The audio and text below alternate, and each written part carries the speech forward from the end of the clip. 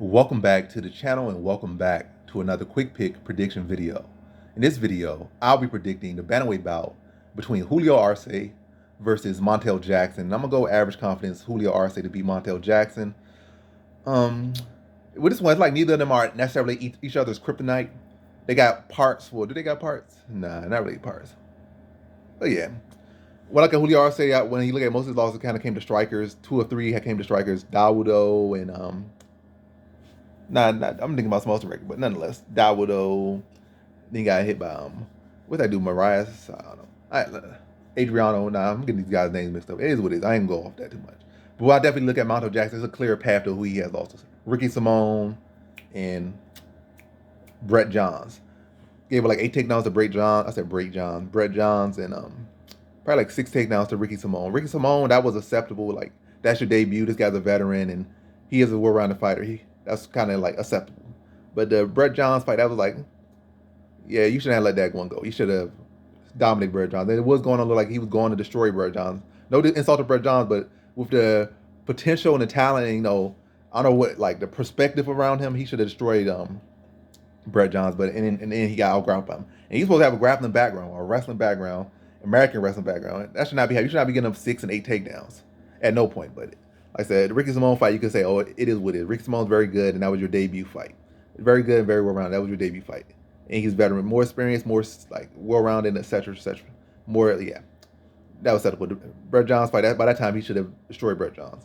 And since then, like you could say, oh, he's rebounded. But really, who has been fighting? He's fighting these guys that what they have like no wins in the UFC. I think outside of him, Brian Kelleher, that was his second fight. Good, great rebound. Brian Kelleher submitted him like the first round. Great rebound. And since then, obviously lost to Brett Johns. Then I think overall, not killing the Brian Kelleher fighting like 4-1 in last couple fights. But we look at those other four wins. Sukadov is good, but wasn't really much of a winner. He got a couple wins in the UFC, but wasn't really much of a winner. So that's not really a great win. And then you beating these guys with no wins in the UFC, whose names I'm forgetting. Then you lost to not lost, but I'm talking too much about wins and losses. But to get to the point is, if Julio Arce was like some wrestling grappling fighter, this would be an easier fight to pick, and then that'd be easy. But what I was gonna say is to get to the point is, now I'm like already 2 minutes in, is I feel like on Montel Jackson's side, which has been an issue for Julio Arce, is power. He does have that to an extent. But I just feel like Julio Arce's technique on the feet is much cleaner, much sharper. His footwork is much sharper. I mean, much cleaner and stuff.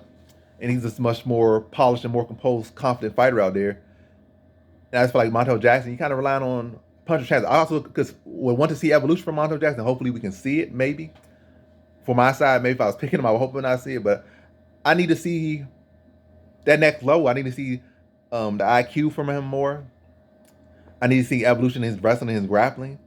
And an evolution in striking overall. I need to see that. I feel like this could potentially be a fight where he shows that and reveals that, but I'm not banking on it. I need to see it first. And I know Julio Arce is a very good fighter, and he's not gonna be there just standing in front of him with poor defense for him to hit. Like he's not gonna be no easy target like his last couple opponents.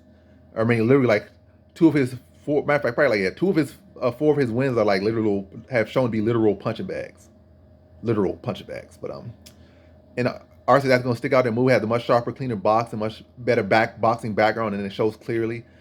Probably has a better BJJ as well. Wrestling, Montel Jackson has not shown to be a great wrestling threat. If anything, Arce has looked more clean and composed in his grappling, but as far as offensively against Montel Jackson, I don't think that would be too big of a approach. Maybe he might look to do 1 round of that. Arce just showing his fight IQ and his experience might look to just get 1 round off a scramble, be able to control his back for like 3 minutes of a round and edge that round. But yeah, I just feel like Arce is just a more composed, cleaner fighter. It's not really be.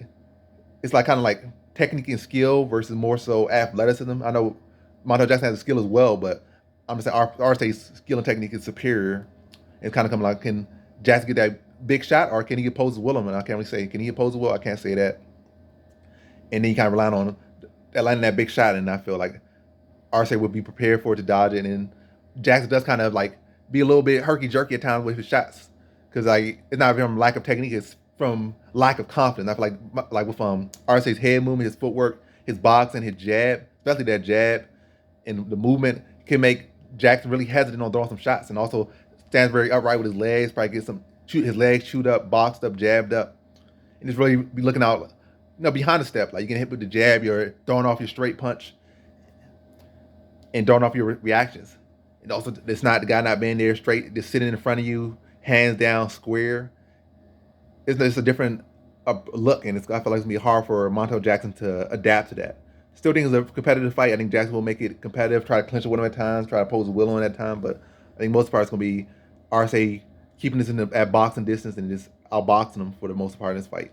And Jackson not being able to get the takedowns he wants, not really able to establish any consistent offense, and not really able to connect as significantly or as cleanly as he wants to. So I had to go with Julio Arce here. So in this one, I have Julio Arce via decision.